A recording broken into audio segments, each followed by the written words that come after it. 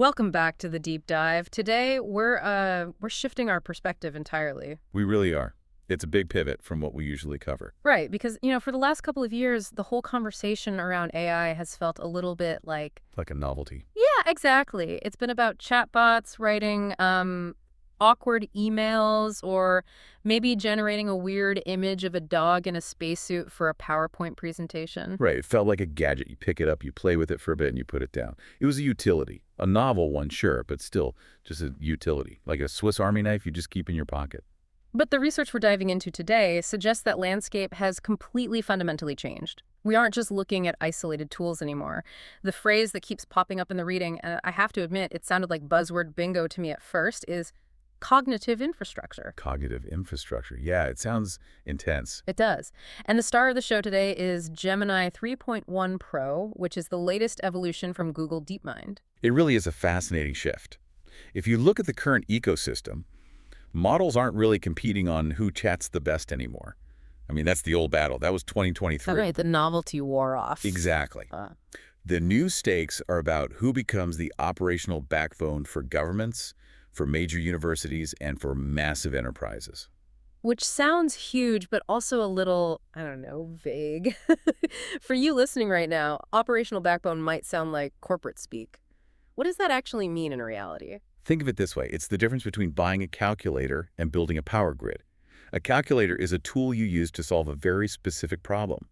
A power grid is the invisible layer upon which everything else is built. So if the grid goes down. The lights, the fridge, the factory, it all stops. Yeah. We were talking about AI becoming that foundational layer that just powers the digital economy. Okay, so our mission for this deep dive is pretty specific. We aren't just asking, does it work or can it write a funny limerick? We are analyzing the strategic impact here. How does this specific architecture redefine business competitiveness, education, and the broader economy? And to do that, we really have to understand what Gemini 3.1 Pro actually is. Because the Pro label here isn't just marketing fluff. It signals a very specific orientation. Right, let's unpack that. The source material defines Gemini 3.1 Pro not just as a chatbot, but as a multimodal line of models designed for the frontier of advanced reasoning. Now, be honest, who is this actually for? Is this for me trying to figure out a recipe for dinner using whatever is left in my fridge? Probably not. I mean, you could use it for that, but it's kind of like using a Ferrari to drive to the end of your driveway to get the mail. Overkill. Massive overkill. This model is oriented specifically toward complex reasoning, enterprise integration, advanced programming, and deep multimodal processing. This is the version designed to integrate into complex workflows where the cost of being wrong is extremely high. Okay, so let's look under the hood a bit. When we look at the tech stack, what are we seeing? Is this just, GPT-4, but the Google version? Not exactly, no. It's based on scaled transformer architectures, which is the standard for modern AI. That's the engine, so to speak. But the fuel and the tuning are different. It uses massive data sets combined with RLHF, that's reinforcement learning from human feedback, and something called direct preference optimization, or DPO. Okay, pause right there. I see these acronyms everywhere in the reading. RLHF and DPO. I know RLHF basically means humans giving a thumbs up or down, right? Very much, yeah.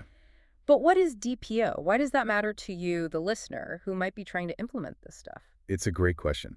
So RLHF is the traditional way to stop a model from spouting complete nonsense. It's like training a dog with treats. Good boy, you didn't say something toxic. Right, you reward the good behavior. Exactly. But it's messy, and it's highly computationally expensive. DPO, direct preference optimization, is a newer, much more mathematical approach. Yeah. Instead of a separate reward model grading the AI learns the preference directly during its training phase. It's more stable, it's more efficient, and it tends to produce models that follow complex instructions much better without getting confused. So it's just a sharper, more obedient brain overall. That's a good way to put it. Sharper and much more aligned with the user's actual intent. Now, I want to pivot to the biggest technical claim in the stack, multimodal. We hear this word all the time. Oh, this model can see, it can hear. But the sources are very specific about the native difference with Gemini. Why are they making such a massive deal out of this? Because it is crucial. In the early days of multimodal AI, and by early days, I mean literally like 2 years ago. Which is a century in AI time. Exactly. You essentially had a text model, right? Like a brain that only understands words. If you wanted it to see, you essentially glued a vision layer onto it. Like giving a radio a pair of glasses? Perfect analogy. The radio implies it sees things, but the processing is totally disjointed. The vision part translates the image into text descriptions, and then the text brain reads the description. It's a game of telephone. So it's a Frankenstein approach, just bolting parts together. In a way, yes. But here, the expert analysis points to what they call real multimodality. It's native. What does that actually mean in practice? It means the model relies on a common latent representation. Okay, you're going to have to explain that to me like I'm 5. Let's imagine a concept. Let's say a storm. Okay. You can read the word storm. You can see a photo of lightning. You can hear the sound of thunder. To you, those are all different senses, but they map to the exact same concept in your brain. You understand the stormness of it, regardless of the input. Right. My brain doesn't have a separate department for storm pictures and storm sounds. Exactly. And that's what Gemini is doing. Text, images, code, audio, video, they are all trained jointly from the very start. To the model, a pixel in an image and a word in a sentence are just vectors in the exact same mathematical space. They aren't separate streams being merged later. They're learned as the same foundational language of understanding. So to the model, a picture of a cat and the word cat and the Python code to render a cat are all just data in the same soup. Precisely. And the scientific hypothesis driving this, which is just fascinating, is that universal shared representations allow for learning transfer. Meaning what? Meaning, learning something in an image can actually help the model understand a complex concept in text, and vice versa. It builds a much richer, more holistic model of the world. That feels like a massive leap forward. And according to the academic literature we have here, specifically referencing Balmasani and the Stanford CRFM, the competitive edge isn't just about who has the biggest model anymore. No, size is hitting severe diminishing returns. You can only make the brain so big before it gets too slow and way too expensive to run.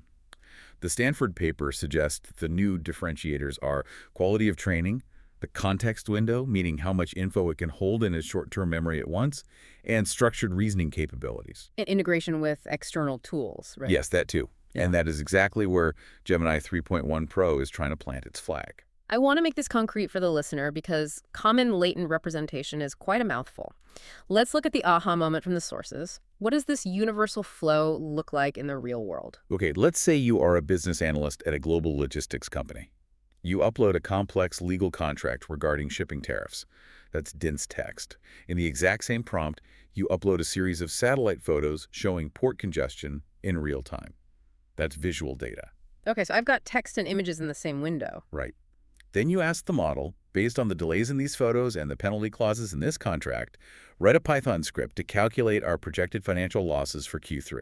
Wow, so that requires writing and executing code based on a combined visual and textual analysis. And finally, you ask it to make a strategic recommendation on whether to reroute the ships to a different port. That's reasoning. And it does all of that without me having to copy-paste between a coding bot and a reading bot and an image bot. It does it in one breath, effectively. It analyzes the text, reviews the pixels in the photos, executes the simulation code, and synthesizes the final business decision. That really connects the dots for me. That is why multimodal matters. It's not just a cool party trick. It mirrors how we humans actually work. I don't stop being able to read when I look at a graph on a page. I use all those inputs simultaneously to make a single decision. Exactly. And that is why we are calling it cognitive infrastructure. It's managing the flow of diverse information types just like a human brain would, but at a scale and a speed that is distinctly non-human. So if this is the new infrastructure, we absolutely have to talk about business. If you're a CEO or a strategist listening to this right now, you're probably terrified or excited or maybe a healthy mix of both. How should leaders be looking at this? We have to look at it through the lens of Michael Porter's competitive strategy. The source material draws a very direct line between Gemini 3.1 Pro and Porter's forces. Porter is the classic business school go-to, the 5 forces. For good reason. It holds up remarkably well. If you introduce a cognitive infrastructure model like this into an industry, it impacts everything. Let's take barriers to entry as an example. Okay. Usually barriers to entry are things like needing a huge manufacturing facility or a massive specialized workforce. Right. Let's look at a boutique law firm versus a massive big law firm. Historically, the big firm always wins because they have an army of 50 junior associates to read through thousands of pages of discovery documents. A small firm literally cannot compete. They simply don't have the manpower. But if Gemini 3.1 Pro is the infrastructure... Exactly. Suddenly, that small firm of 3 partners can use the model to process that exact same mountain of evidence, cross-reference it with historical case law, and spot contradictions in seconds. The barrier to entry, which used to be pure headcount, is effectively gone. Now the barrier to entry is just who asks the better questions. That dramatically democratizes the field, but it also sounds pretty scary for the big firm relying on that old model. It creates a threat of substitution, which is another of Porter's forces. If the primary value you provide is brute force cognitive labor, you are in serious trouble. But if your value is high-level strategic judgment, you just got a massive superpower. But the integration seems to be the key here. It's not just about the model existing in a vacuum on some server somewhere. Right, and this is where Google has a very specific play. Gemini 3.1 Pro integrates deeply with Google Cloud and their entire productivity ecosystem. This allows for things like creating internal strategic assistants that securely know your company's specific proprietary data. However, and I think this is the most critical warning we have in our stack today, the source makes a very specific caveat about competitive advantage. Yes, and this is what every leader tuning in needs to hear. The competitive advantage is not in using AI. Everyone is going to use AI. It will be as common as using electricity or the internet. So where is the advantage? If everyone has access to the exact same superbrain, doesn't it just cancel out? The true advantage lies in strategic integration. It is entirely about how deeply the technology is woven into the actual business processes, not just having a login to a chatbot for your employees. Give me a concrete example of that difference. Okay, Company A gives all its employees a login to Gemini. They use it to write emails a bit faster and summarize their weekly meetings. They get maybe a 10% productivity bump. Okay, not bad, but not revolutionary. Right. Meanwhile, Company B completely redesigns its workflow from the ground up.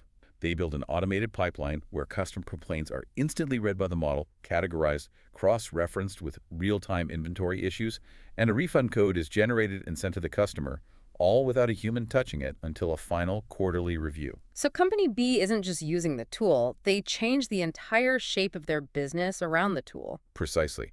If your competitor redesigns their entire workflow around the infrastructure, and you just use it to write polite emails, they win.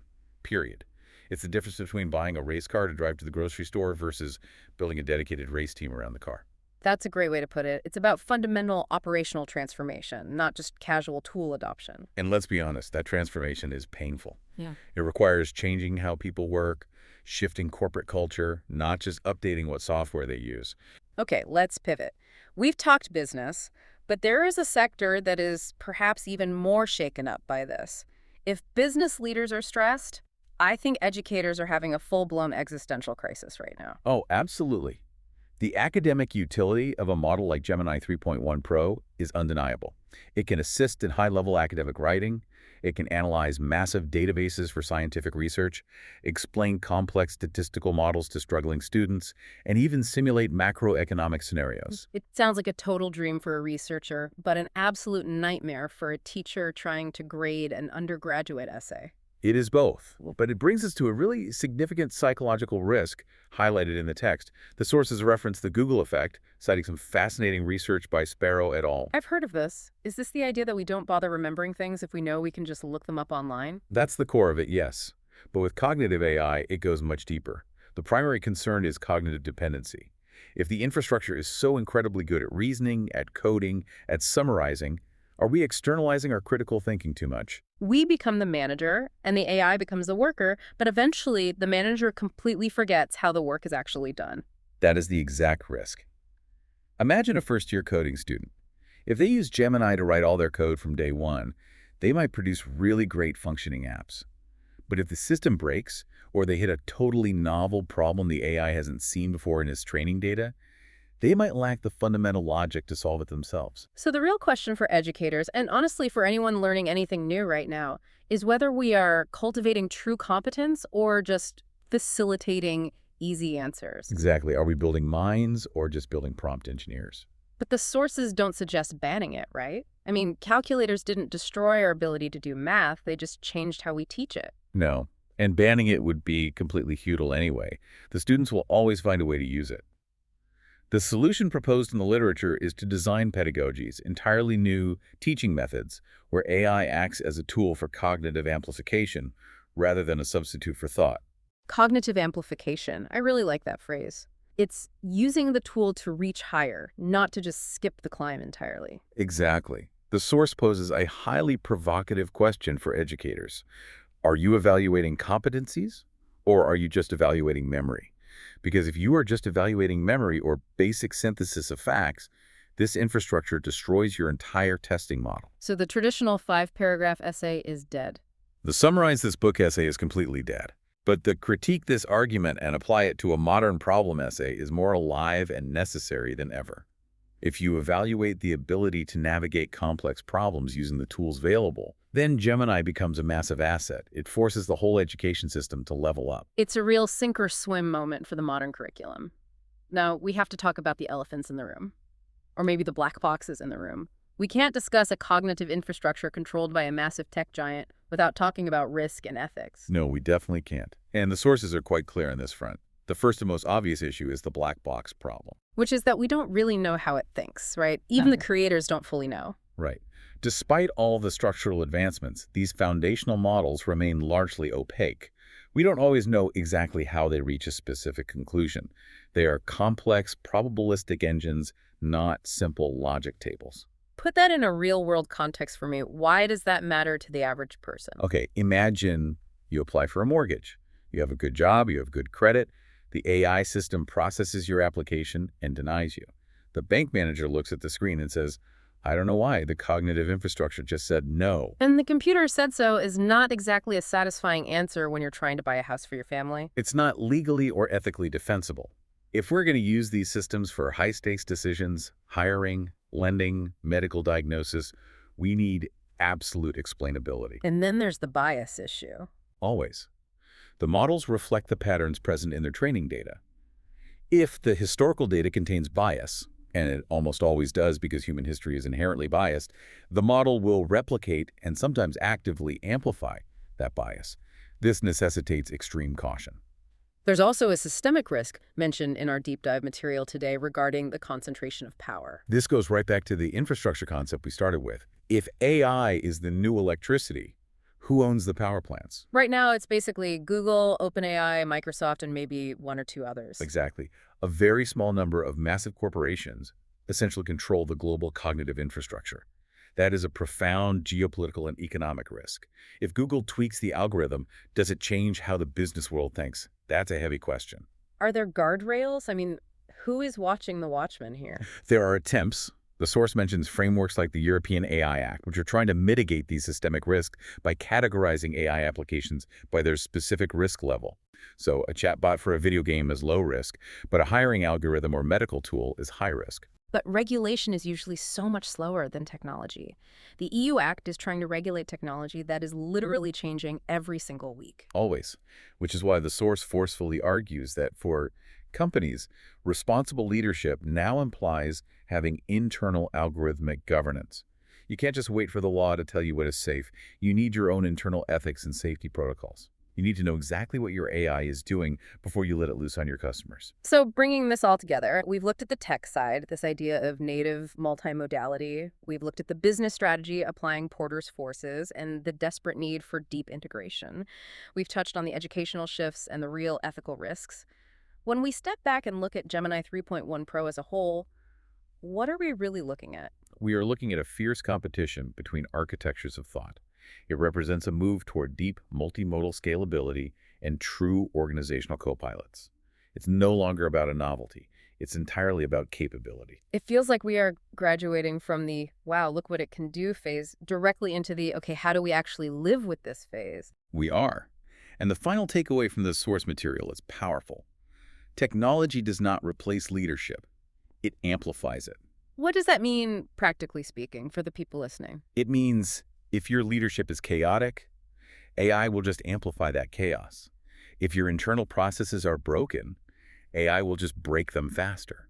But if you are highly strategic, if you have a clear, focused vision, AI will amplify that strategy to a level you couldn't possibly reach before. That's a very sobering thought. It puts the responsibility right back on us. The machine isn't a magic wand, it's a lever, and we still have to be the ones to push it. Precisely. It all comes back to human intent. As we wrap up this deep dive, I want to leave you with a thought from the material that I've personally been chewing on. We are entering an era where models act as cognitive layers over the entire digital economy. The question isn't whether your company survives with AI. The question is who leads when intelligence stops being exclusively human. That really is the defining question of decade. Thanks for joining us on this deep dive. We'll see you next time.